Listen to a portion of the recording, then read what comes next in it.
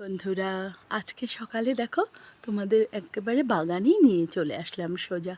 দেখো প্রচুর ইঁচড়। তোমাদেরকে এর আগের দিন দেখিয়েছিলাম গাছে প্রচুর ইঁচড় হয়েছে।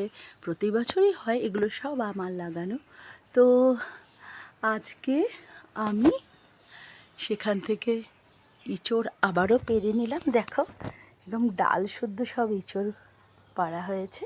মানে এগুলো আমি এইমাত্র পারলাম। গোপালকে দেব, আর অনেককে দেওয়ার আছে, আর নিজেরা খাবো।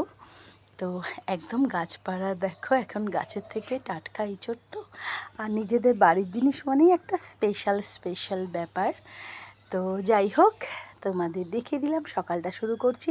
কালকে সারাদিন প্রচুর ব্যস্ত ছিলাম, কিন্তু কিছু সেগুলো দেখাতে পারিনি। তো তাই আজকে তোমাদের প্রথম থেকেই দেখিয়ে দিচ্ছি।